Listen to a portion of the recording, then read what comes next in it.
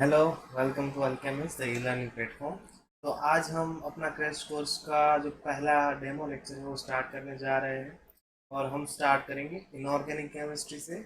और हमारा जो पहला टॉपिक रहेगा वो रहेगा एटॉमिक स्ट्रक्चर, राइट। तो एटॉमिक स्ट्रक्चर में हम कौन कौन से टॉपिक पढ़ने वाले हैं वो लिख लेते हैं। तो फर्स्ट जो आएगा, हम बहुत बेसिक से स्टार्ट करेंगे। फर्स्ट जो आएगा वो हमारा एटम होगा, right. Second, atomic atomic representation. Third होगा आपका आइसोटोप्स। फोर्थ होगा आपका एटॉमिक ऑर्बिटल,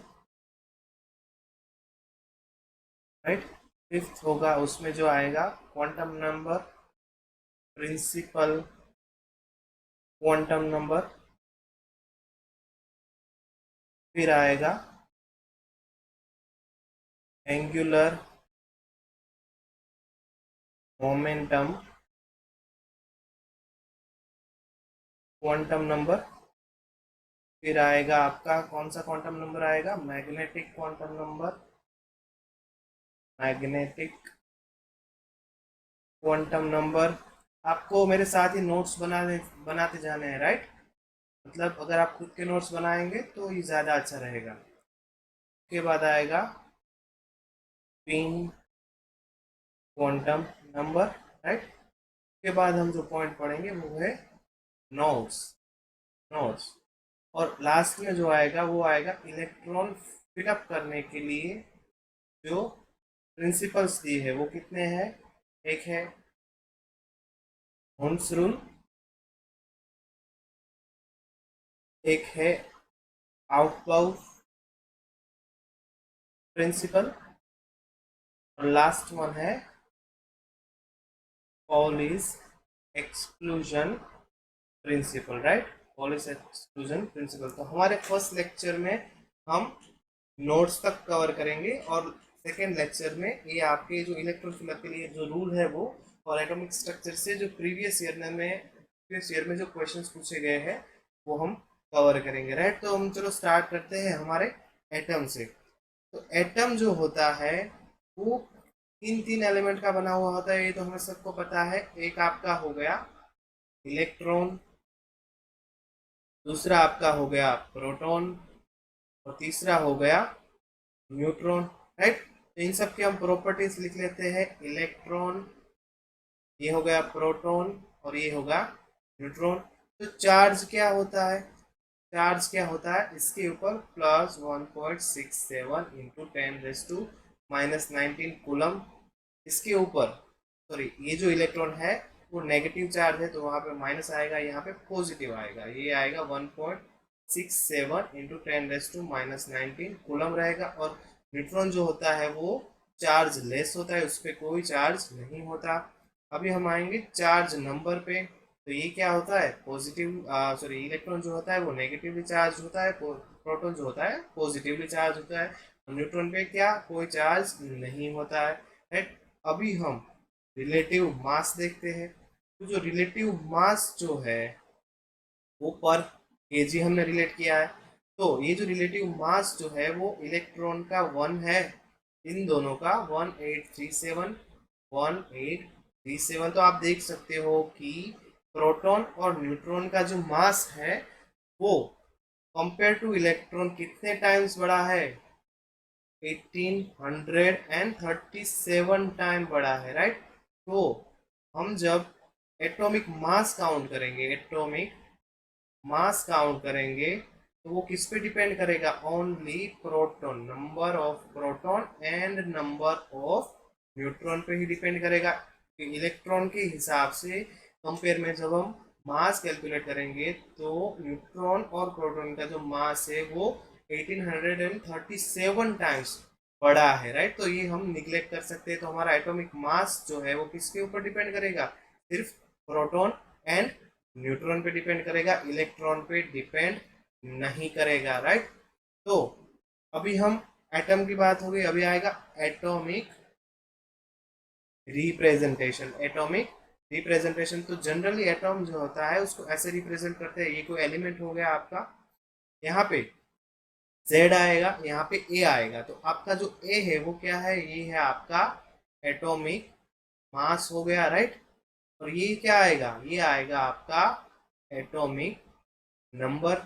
अभी हमने क्या, अभी थोड़ी देर पहले क्या डिसाइड किया कि जो मास होता है वो सिर्फ किस पे डिपेंड करता है, number of neutron and number of proton. तो एटॉमिक मास ए क्या होगा, तो ये होगा number of proton plus number of neutron, right. अभी हमारा जो एटम होता है उसमें नंबर ऑफ इलेक्ट्रॉन और नंबर ऑफ प्रोटॉन क्या होते हैं, हमेशा सेम होते हैं, हमेशा सेम होते हैं, क्योंकि जो हमारा एटम होता है, एटम जो होता है उसमें जो चार्ज रहता है वो क्या होना चाहिए, स्टेबल होना चाहिए। तो जितना पॉजिटिव चार्ज होगा उसके सामने उतना नेगेटिव चार्ज होना चाहिए, वरना क्या हो जाएगा, आपका जो एटम है वो स्टेबल नहीं रहेगा। अगर वो स्टेबल नहीं रहेगा तो वो एग्जिस्ट ही नहीं करेगा, राइट, वो एग्जिस्ट ही नहीं करेगा। तो स्टेबल रहने के लिए नंबर ऑफ इलेक्ट्रॉन और प्रोटॉन सेम होने चाहिए, और न्यूट्रॉन जो है वो चार्जलेस है तो उससे कोई फर्क नहीं पड़ेगा, राइट। इसीलिए तो आइसोटॉप्स में हमारा जो एटॉमिक मास बढ़ जाता है वो न्यूट्रॉन की वजह से बढ़ता है। अगर इलेक्ट्रॉन प्रोटॉन की काउंट में अगर डिफरेंस हो गया तो तुम्हारा एटम जो है वो अनस्टेबल हो जाएगा, राइट। तो ये तो हम आइसोटॉप्स में आगे देखेंगे। अभी हम बात करते हैं एटॉमिक मास जो है वो क्या हो जाएगा, number of proton plus number of neutron.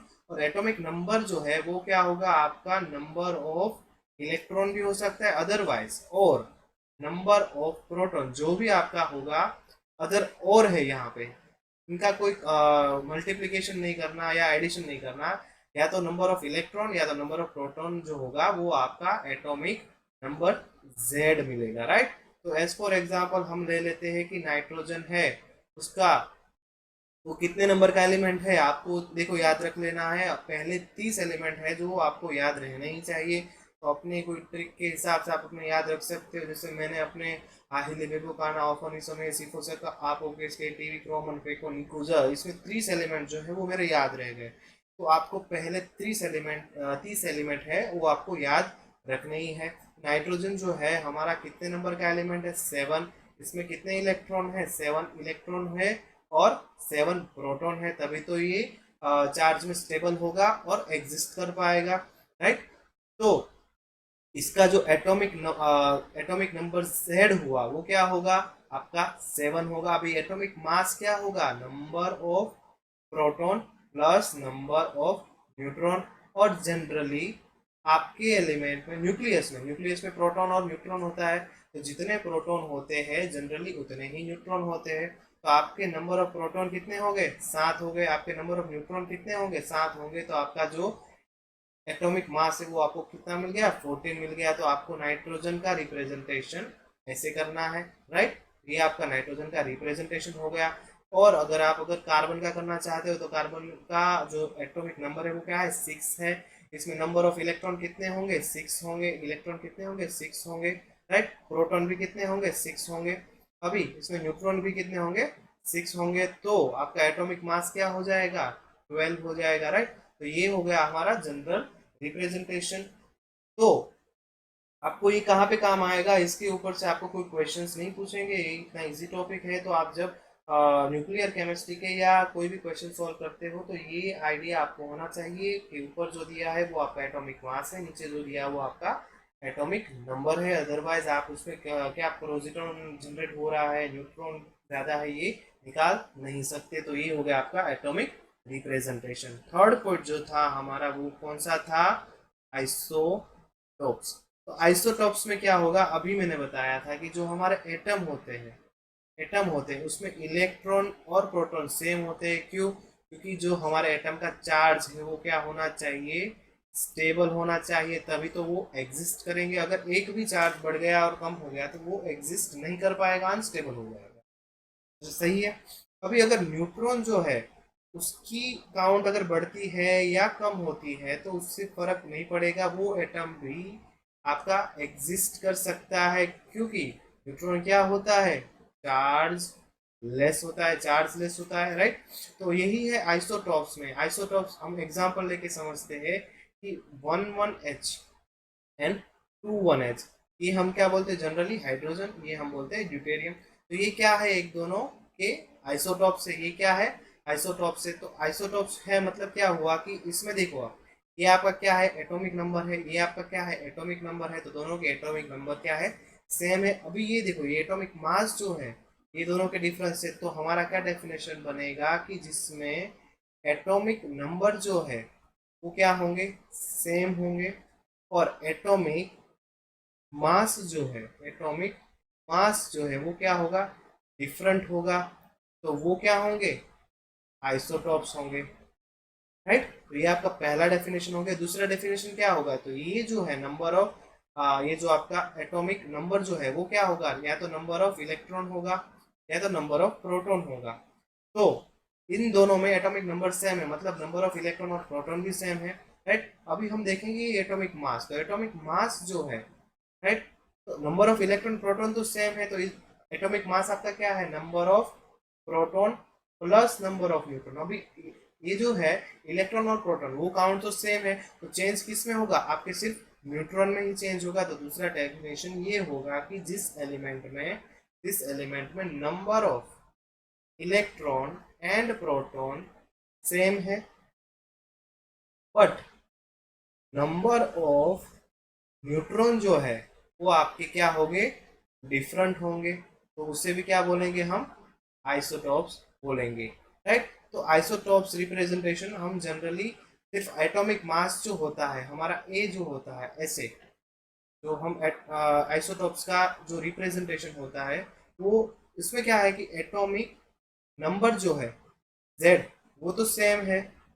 तो हम उसको अगर नहीं वहां पे लिखेंगे तो वो चलेगा। इस फॉर एग्जाम्पल की 1 है और 2 है, इसको हम जनरली अगर इसको कंसिडर करना है तो 1H एंड 2H ऐसे हम रिप्रेजेंट कर सकते हैं, क्योंकि डिफरेंस क्या है, सिर्फ एटॉमिक मास में है। ये तो दोनों का सेम ही है। ऐसे हम 12 कार्बन हो गया, 13 कार्बन हो गया, तो ये क्या है, आइसोटॉप्स है, राइट। तो ऐसे आप आइसोटॉप्स क्या है इसका डेफिनेशन हमने बना लिया कि जिसमें जो एटॉमिक नंबर है वो सेम रहेगा और जो एटॉमिक मास है वो डिफरेंट रहेगा।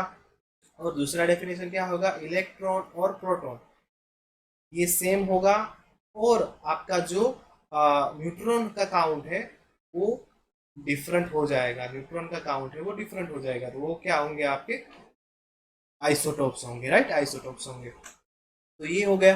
अभी हमने जैसे पहले बोला था, जो मास है आपका, एटॉमिक मास है वो किस पे डिपेंड करेगा, सिर्फ आपके न्यूट्रॉन एंड प्रोटॉन पे डिपेंड करेगा, इलेक्ट्रॉन पे डिपेंड नहीं करेगा, राइट। तो अभी इतनी जो बात हुई वो सब न्यूट्रॉन प्रोटॉन के लिए बात हुई। तो जो ये इलेक्ट्रॉन है इसको तो हमने साइड बाई कर दिया, तो इसको अगर बुरा ना लगे तो इसका भी डिस्कशन हमें करना होगा। तो इसके लिए अभी इतना डिस्कशन हो गया इलेक्ट्रॉन का कि मतलब इसके लिए चार चार क्वांटम नंबर हमने बना दिए। तो जो ये इलेक्ट्रॉन है वो बेसिकली क्या है, इलेक्ट्रॉन जो है वो एक पार्टिकल है, राइट। और वो बिहेव कैसे करता है, बिहेव कैसे करता है आपका, वो बिहेव एज अ वेव करता है। मतलब ऐसे से जो इलेक्ट्रॉन है वो ऐसे ऐसे अपनी वेव की तरह बिहेव करेगा, राइट। तो हम जो कई बार सुनते हैं वेव फंक्शन, राइट। ये वेव फंक्शन जो है इसके लिए इक्वेशंस बहुत बड़े बड़े हैं, बट जिसके लिए इक्वेशन निकाले बहुत छोटे हैं। देख सकते हो इलेक्ट्रॉन जो है वो हम अपनी आंख से भी नहीं देख सकते, राइट। तो ये जो वेव फंक्शन जो है, वेव फंक्शन ये क्या है, बेसिकली ये है आपके श्रोडिंजर जो इक्वेशन है इसका सॉल्यूशन है। श्रोडिंगर का जो इक्वेशन बड़ा सा जो आता है साई एक्स डी एक्स वाला और वो पूरा वाला, तो वो हम फिजिकल में आगे पढ़ेंगे, इन डिटेल्स पढ़ेंगे। बट ये जो श्रोडिंगर का जो इक्वेशन है उसका सॉल्यूशन करेंगे तो हमें वेव फंक्शन साई मिलेगा, राइट। और ये जो वेव फंक्शन है, वेव फंक्शन ये आपके इलेक्ट्रॉन की probability, electron finding probability, sorry, electron finding probability के बारे में बताता है। अभी देखो कोई एटम है, एटम भी हम देख नहीं सकते और एटम के अंदर इलेक्ट्रॉन है। अभी वो इलेक्ट्रॉन कहाँ पे है, इलेक्ट्रॉन हमें कहाँ ज्यादा से ज्यादा मिलेगा, तो ये प्रोबेबिलिटी हमें ये वेव फंक्शन बताता है। तो इलेक्ट्रॉन फाइंडिंग जो प्रोबेबिलिटी होती है, इलेक्ट्रॉन फाइंडिंग प्रोबेबिलिटी होती है वो हमारी directly proportional to psi square होती है। तो हमारा जो वेव फंक्शन का जो स्क्वायर है वो जितना बढ़ता जाएगा, राइट, तो इतनी ही हमारी जो इलेक्ट्रॉन फाइंडिंग प्रोबेबिलिटी है, इलेक्ट्रॉन मिलने की जो संभावना है वो क्या होगी, इंक्रीज होती जाएगी। और जहाँ पे साई स्क्वायर की वैल्यू 0 आती है वहां पे हमारा इलेक्ट्रॉन नहीं है, हमारे हमारा इलेक्ट्रॉन वहां पे प्रेजेंट नहीं है। तो ये इतना बड़ा इक्वेशन क्यों है कि जब हम कोई साइंटिफिक स्टडी करते हैं तो हमारे इलेक्ट्रॉन कहाँ पे प्रेजेंट है ये हमें जानना है। तो हम श्रोडिंगर इक्वेशन की जो भी उसमें अल्फ़ाबेट्स है, जो भी वो वैल्यूज है वो हम पुटअप करेंगे, पूरा सॉल्यूशन लाएंगे और उसकी वैल्यूज के हिसाब से हमें पता चलेगा कि इलेक्ट्रॉन कहाँ पे है, राइट। तो ये जो हमारा क्वांटम जो है हमें रिलेट करते जाएंगे तो बहुत इजीली समझ में आएगा, तो हमें इससे डरना नहीं है। तो अभी हम इलेक्ट्रॉन की बात कर रहे थे। जो इलेक्ट्रॉन है तो वो कहाँ पे, उसका लोकेशन कहाँ पे है और उसकी प्रॉपर्टीज क्या है। जो हमारा न्यूक्लियस है, राइट, तो न्यूक्लियस हम बोलते हैं कि न्यूक्लियस के आसपास वो सर्कुलर सर्कुलर जो ऑर्बिटल है उसमें जो इलेक्ट्रॉन है वो क्या कर रहा है, मूव कर रहा है, राइट। ये हम जनरली सोचते हैं, बट ये इलेक्ट्रॉन यहाँ भी हो सकता है, यहाँ भी हो सकता है, यहाँ भी हो सकता है, यहाँ भी हो सकता है, राइट। और ये जो बीच वाला जो पार्ट है वहाँ पे इलेक्ट्रॉन है नहीं है ये भी हमें जानना है। तो ये हमें कहाँ से पता चलेगा, जब हम ये जो प्रॉपर्टीज होगी वो सब हम श्रोडिंगर इक्वेशन में पुटअप करेंगे, वेव फंक्शन का सॉल्यूशन निकालेंगे तो हम इलेक्ट्रॉन फाइंडिंग प्रोबेबिलिटी बता सकते हैं। बस ठीक है। अभी और डिटेल में इलेक्ट्रॉन को और डिटेल में स्टडी किया कि वो जो इलेक्ट्रॉन है वो कहाँ पे लोकेट होगा और उसकी प्रॉपर्टीज क्या होगी। तो इलेक्ट्रॉन जो है वो कहाँ पे लोकेट होगा, तो n इज इक्वल टू 1 2 जो हम लिखते हैं कि कौन सी ऑर्बिटल में होगा, राइट। तो एक पहली ऑर्बिटल में होगा, दूसरी में होगा, तीसरी में होगा। तो इसका लोकेशन कहाँ पे होगा और उसकी प्रॉपर्टी क्या होगी कि वो भाई एंटी क्लॉकवाइज घूम रहा है या क्लॉकवाइज घूम रहा है, उसका जो एंगुलर मोमेंटम है वो क्या बन रहा है न्यूक्लियस के साथ। ये सब जो प्रॉपर्टीज है, ये सब जो प्रॉपर्टीज है वो 4 क्वांटम नंबर से डिफाइन होती है। जो फर्स्ट जो है वो हमारा कौन सा है, प्रिंसिपल क्वांटम नंबर। सेकंड जो है हमारा angular momentum quantum number. Third जो है हमारा मैग्नेटिक क्वांटम नंबर और फोर्थ जो है हमारा स्पिन क्वांटम नंबर। तो वन बाय वन हम इसको स्टडी करेंगे, राइट। तो पहला जो हमारा आएगा, पहला जो हमारा आएगा वो है principal quantum number, principal quantum number. तो principal quantum number n, right. तो ये क्या है कि ये जो हमारा न्यूक्लियस है, राइट, तो इसके अराउंड ये जो है एटॉमिक ऑर्बिटल है। तो हम इसको कैसे रिप्रेजेंट करते हैं, ये हमारा प्रिंसिपल क्वांटम नंबर हो गया। तो ये हमारा फर्स्ट जो शेल है, ये क्या है, सब हमारे शेल है, क्या है, शेल है जिसमें इलेक्ट्रॉन घूम रहे हैं, जहाँ पे साइज स्क्वायर की वैल्यू हमेशा 0 से क्या बड़ी आएगी, इसका मतलब वहाँ पे इलेक्ट्रॉन होने की संभावना सबसे ज्यादा है, राइट। तो यहाँ पे n की वैल्यू 1 आएगी, यहाँ पे 2 आएगी, यहाँ पे 3 आएगी, मतलब जो है डिस्टेंस जो है वो बढ़ता जाता है न्यूक्लियस से, राइट। तो हम यहाँ पे ये जो है n इज इक्वल टू 1 2 और 3, ये सब क्या है, शेल्स है, राइट। तो ये किससे रिप्रेजेंट होता है, प्रिंसिपल क्वांटम नंबर से। प्रिंसिपल क्वांटम नंबर में अगर पता लगेगा तो हम बता सकते हैं कि इलेक्ट्रॉन हमारा कहाँ पे लोकेट हो रहा है, कहाँ पे लोकेट हो रहा है। तो इसको हम जनरली के एल एम ऐसे रिप्रेजेंट कर सकते हैं। तो ये जनरल रिप्रेजेंटेशन है कि इसको ऐसे भी रिप्रेजेंट करते हैं, राइट। अभी हमें इससे क्या पता चलेगा कि ये देखो, जैसे जैसे हम यहाँ से दूर जाएंगे वैसे वैसे जो एनर्जी है वो क्या होगी, इंक्रीज होगी। तो यहाँ से हमें क्या याद रखना है कि principal quantum number increases, the energy is also increases, right. और सेकंड ये रहेगा कि जैसे जैसे हम यहाँ से दूर जाएंगे तो पहले ऑर्बिटल में कितना 2 इलेक्ट्रॉन फिलअप हो सकता है, दूसरे में कितना 8 फिलअप हो सकता है। तो देखिए इलेक्ट्रॉन का जो काउंट है वो क्या होता जाता है, इंक्रीज होता जाता है। और हमने क्या बोला था, जो साइज स्क्वायर है वो डायरेक्टली प्रोपोर्शनल टू क्या है, इलेक्ट्रॉन फाइंडिंग प्रोबेबिलिटी है। तो जैसे जैसे n से हम दूर जाते जाएंगे वैसे वैसे आपका इलेक्ट्रॉन का काउंट भी बढ़ता जाएगा, तो n इंक्रीजेस, आपका साइज स्क्वायर भी क्या होगा, इंक्रीजेस, राइट। अभी हमारे जो ऑर्बिटल है उसमें मैक्सिमम कितने इलेक्ट्रॉन फिलअप होंगे, वो अगर आप पहले याद रखते थे कि दो, पहले में दो, फिर 8, फिर 16, तो वो याद नहीं रखना। इसके लिए सिंपल फॉर्मूला है 2n²। अगर आपका n इज इक्वल टू 1 है तो मैक्सिमम नंबर ऑफ इलेक्ट्रॉन उसमें कितने आ सकते हैं, तो हम सिंपली पुट अप कर देते हैं, क्या आएगा, 2 इलेक्ट्रॉन आएगा। अगर आपका n इज इक्वल टू 2 है, उसमें मैक्सिमम नंबर ऑफ इलेक्ट्रॉन कितना आएंगे, 2 × 2², तो आपका आ जाएगा 8 इलेक्ट्रॉन, है। तो ऐसे ऐसे करके आप n is equal to 3, n is equal to 4 के लिए गिन सकते हो। इसके लिए आएगा 18 इलेक्ट्रॉन, इसके लिए आएगा 32 इलेक्ट्रॉन, राइट। तो अगर आपको क्वेश्चन दिया है कि अगर n इज इक्वल टू 5 होगा, then how many maximum number of electron can be filled in that atomic orbital, right। तो आपका सिंपल आंसर क्या रहेगा, 2n²। तो 2 × 5² तो क्या हो जाएगा आपका 50 इलेक्ट्रॉन, राइट। तो यहाँ से प्रिंसिपल क्वांटम नंबर से हमें क्या क्या मेनली याद रखना है कि प्रिंसिपल क्वांटम नंबर इंक्रीजेस, आपका एटॉमिक ऑर्बिटल का energy is also increases, principal quantum number increases, size square value is also increases, and the maximum number of electron can be put up in the particular orbital is equal to 2n²। तो आप किसी भी orbital में maximum कितने electron fill up कर सकते हैं वो भी आप निकाल सकते हो, राइट। तो सेकंड जो आपका क्वांटम नंबर है वो कौन सा है, एंगुलर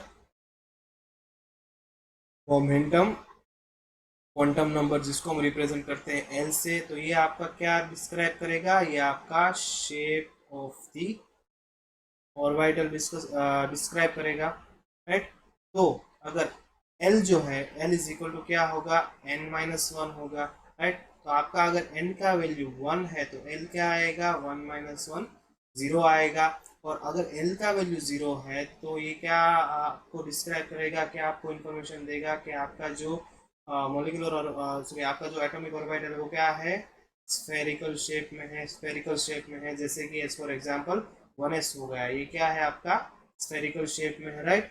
ऐसे ही अगर आपका n इज इक्वल टू 2 होगा तो l का वैल्यू क्या होगा आपका 2 - 1 1 हो जाएगा। तो l का वैल्यू जब 1 होगा तो आपका जो शेप ऑफ ऑर्बिटल होगा वो p जैसा होगा। p का कैसा होता है, डम्बेल शेप होता है, डम्बेल शेप होता है, डम्बेल शेप होता है, राइट।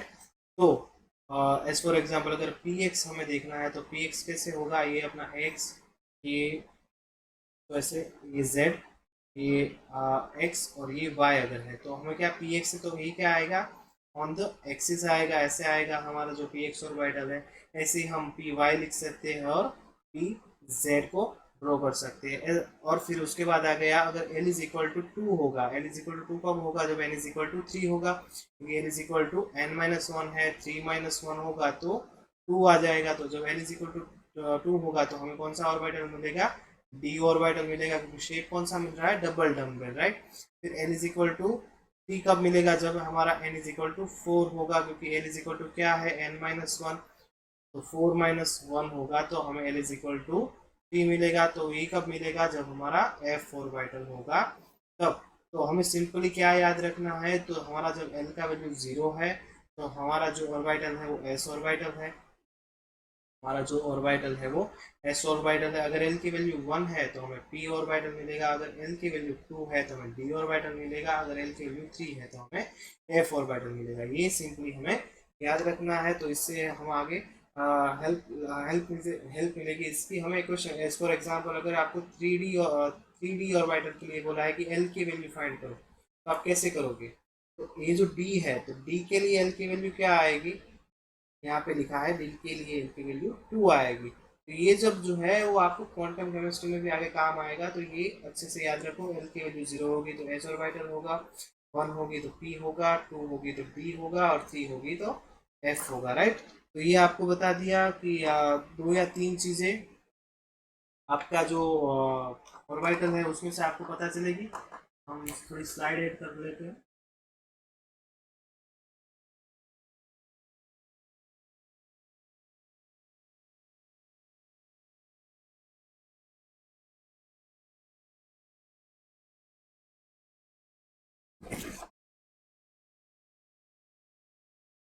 तो हमारा जो थर्ड जो क्वांटम नंबर था वो कौन सा था? थर्ड क्वांटम नंबर जो हमारा था वो था मैग्नेटिक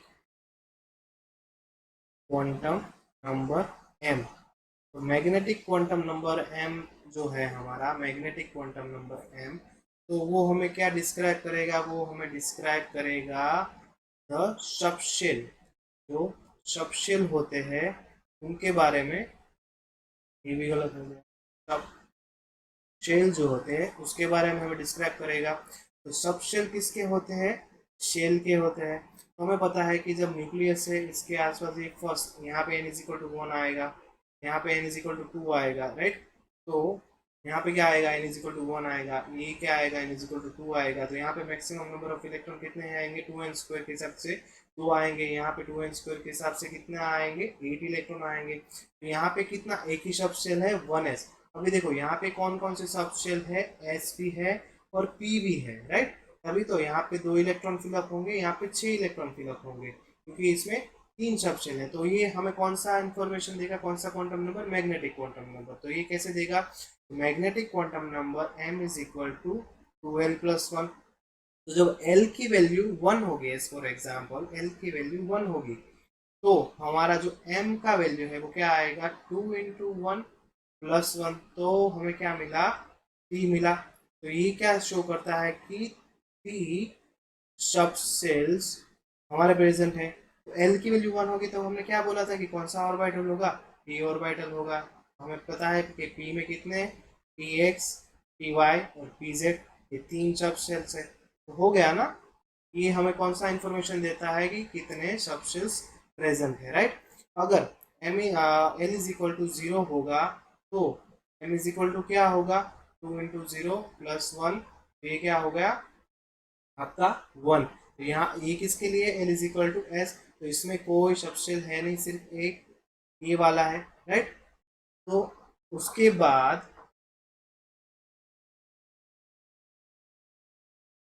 अगर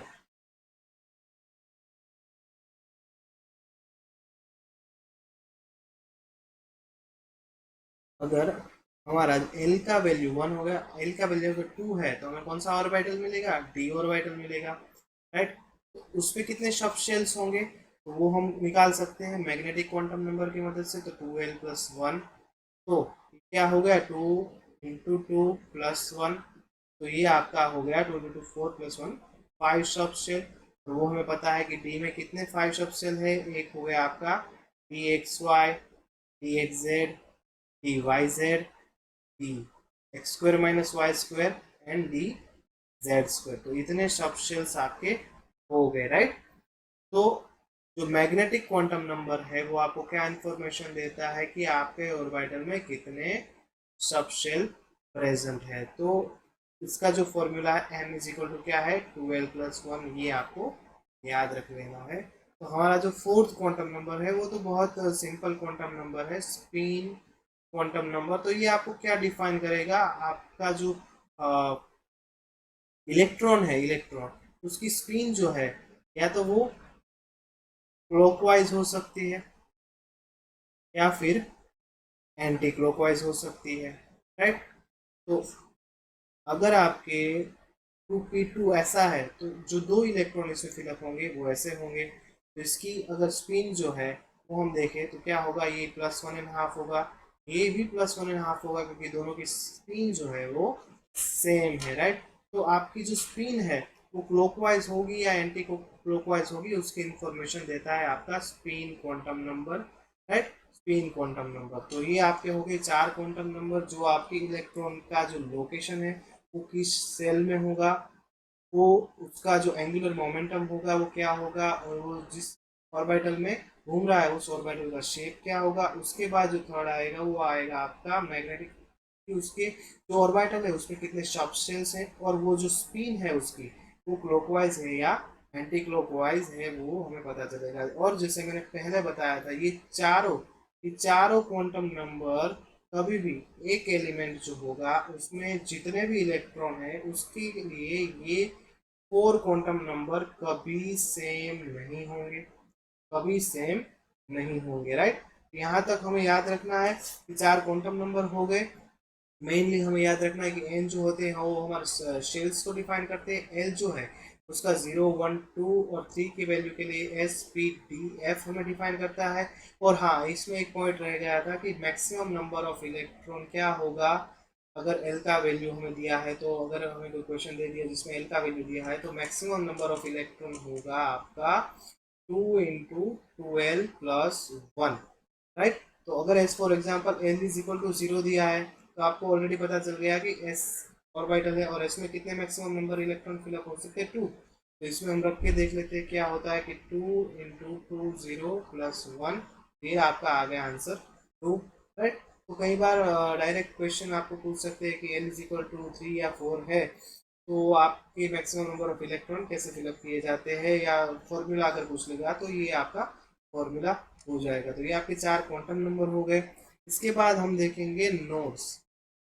तो नोड्स क्या होते हैं, जैसे कि मैंने पहले बताया साई स्क्वायर क्या है। साई स्क्वायर क्या है कि साई स्क्वायर है कि आपका जो इलेक्ट्रॉन है वो फाइंडिंग प्रोबेबिलिटी डिफाइन करता है। तो psi square is directly proportional to the electron finding probability, right. तो जहाँ पे सबसे ज्यादा इलेक्ट्रॉन फाइंडिंग प्रोबेबिलिटी होगी वहां पे आपका साई स्क्वायर बढ़ेगा। अभी नोड्स क्या होता है कि जहाँ पे आपकी जो इलेक्ट्रॉन फाइंडिंग प्रोबेबिलिटी होती है, इलेक्ट्रॉन फाइंडिंग प्रोबेबिलिटी जो आपकी होती है वो क्या होगी, 0 होगी। जहाँ पे इलेक्ट्रॉन मिलने की संभावना है वो 0 होगी, वो आपका क्या होगा, नोड होगा। तो हम सिंपली बोल सकते हैं कि जहाँ नोड होगा वहाँ साई स्क्वायर की वैल्यू क्या आएगी, 0 आएगी। तो नोड्स क्या हुआ कि जहाँ पे इलेक्ट्रॉन मिलने का कोई चांस नहीं है वो एरिया हमारा नोड्स होगा, राइट। जैसे हम कई बार एंटी बॉन्डिंग मॉलिक्यूलर ऑर्बिटल ऐसे लिखते हैं, राइट, ऐसे लिखते हैं। तो उसके बीच इंटरेक्शन नहीं हुआ, एक पॉजिटिव हो गया नेगेटिव, तो ये बीच में जो पार्ट है वहाँ पे इलेक्ट्रॉन रहने की संभावना जो होती है वो 0 होती है, तो वो आपका नोड हो जाएगा। तो जो नोड्स होते हैं उसमें से कई बार क्वेश्चंस आते हैं कि एज फॉर एग्जांपल कि आपका 3p ऑर्बिटल है तो उसमें कितने नोड्स है। तो नोड्स फाइंड आउट करने के लिए हमारे पास सिंपल फॉर्मूला है n-1। तो यहाँ पे n क्या होगा, ये आपका n होगा प्रिंसिपल क्वांटम नंबर, राइट। तो 3 - 1, तो ये आपके कितने नोड्स हो जाएंगे, 2 नोड्स हो जाएंगे, राइट। तो अभी जो सिंपल नोड्स था n-1 उससे हम निकाल देते हैं, बट कई बार क्वेश्चंस और डीप में जा सकता है। जो नोड्स होते हैं वो भी 2 टाइप्स के होते हैं, नोड्स होते हैं वो भी 2 टाइप्स के होते हैं।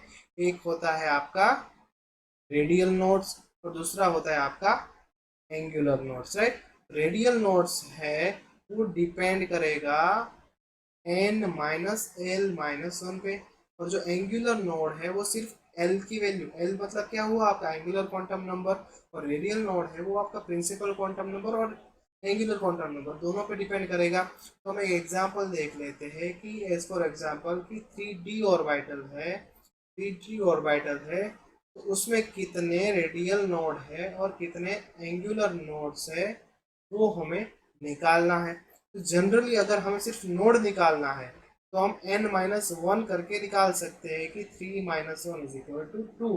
तो 2 नोड्स हो गए, बट हमें रेडियल और एंगुलर कितने हैं ये तो हमें पता नहीं चलेगा। तो उसके लिए हमारा जो रेडियल नोड है 3D में, तो रेडियल नोड इज इक्वल क्या होगा, n-l-1। तो यहाँ पे आपका n का वैल्यू क्या होगा, 3 होगा, ये आप पुट अप कर दीजिएगा। आपका l का वैल्यू क्या होगा, जैसे मैंने बोला था l का वैल्यू अगर 0 हुआ तो s होगा, l का वैल्यू 1 तो p, 2 तो d, 3 तो f। तो यहाँ पे आपका d मतलब l का वैल्यू ये क्या देता है, l इज इक्वल टू 2।